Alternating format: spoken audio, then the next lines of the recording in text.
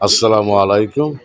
প্রিয় দেশবাসী, বাংলাদেশ জাতীয়তাবাদী দলের বিএনপির চেয়ারম্যান জনাব তারেক রহমান, বর্তমানে উনি বিএনপির প্রধান। উনি একটা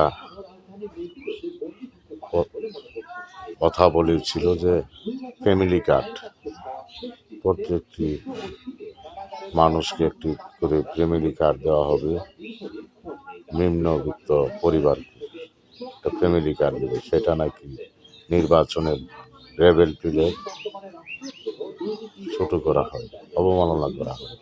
সেই কারণে জামাত সেক্রেটারি তাহারে নির্বাচন কমিশনের অভিযোগ দিয়েছে, তারা নাকি অভিযোগ দিয়েছে। আর তারা যে নির্বাচনে বলে যারা যারা জামাতকে ভোট দিবে তারা জান্নাতে যেতে পারবে, তাদের দলীয় বা জোটের লোকজন বলে চরমনায় যে পাঙ্কা মার্কা ভোট দিলে নবীজি পাবে। এসব কি?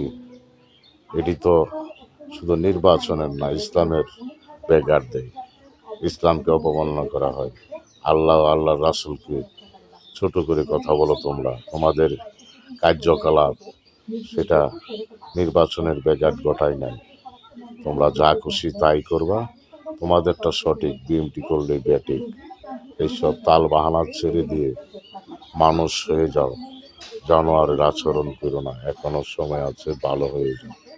ভালো হইতে সময় লাগে না, মুহূর্তে ভালো হওয়া যায়।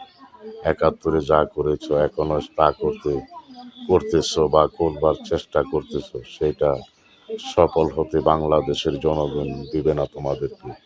আর মাত্র ১ মাস পর, নির্বাচনের পর, তোমাদের এই এত বছরের যে কুকাম করেছো, আকাম করেছো, সরকার পতনের পরও যা করতেছো, সব কিছুর হিসাব তোমাদের কাছ থেকে নেওয়া হবে।